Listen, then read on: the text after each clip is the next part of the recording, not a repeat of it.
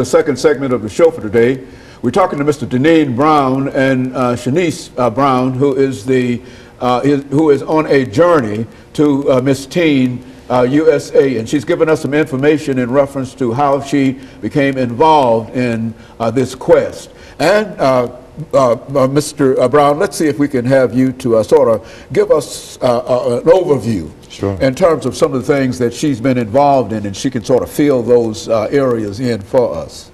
Well, Shanice, since she has acquired the title of Miss Tennessee Teen USA, has been involved in a lot of activities throughout the city.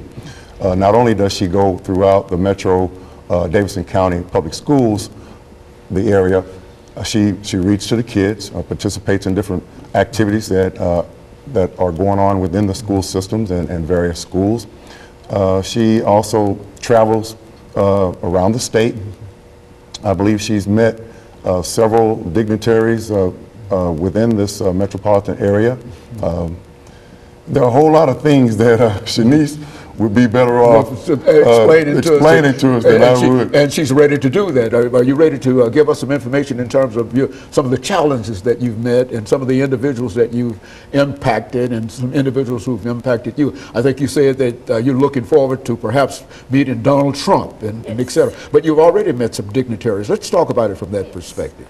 Well, throughout all of my appearances, I have traveled and gone to, like my father said, the schools and read to the children. And with that, I try to touch and reach out to the community. And my main goal is to tell them to follow your dreams and don't let anyone tell you differently, because you're talented and you're special as an individual. And I feel like every child needs to know that about themselves. And so I try and convey that message each time I go and speak to the children. In my other appearances, I was able to hand out trophies at the ICM Awards. So I was able to meet some of the country music stars who live here in Nashville. And my most recent appearance, I was a waitress at a country club fundraiser, which the profits went to the Child Neglect charity.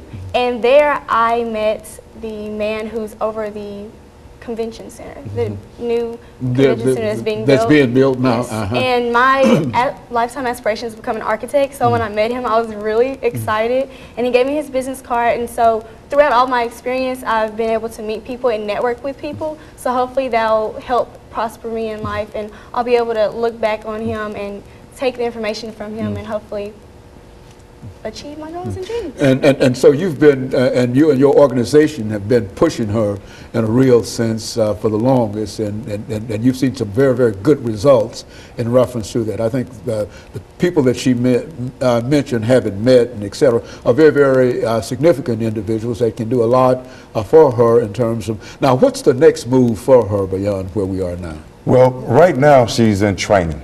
I have to say that going into the whole process of pageantry, I broke all the rules. I didn't do any research, had no idea what it encompassed, didn't know what sponsorships were or how to accomplish receiving sponsorships. So it's been a journey in which... A learning process with you. Absolutely, a learning process with me as well as my family. So not only do you have to look at it from that standpoint of learning as you go, but you also have to look at, like you said, the outcome, the end result. And as long as she has a goal, as long as she wants to do these things, we're going to continue to support her as a family, as a community, because it does take a village to raise a child.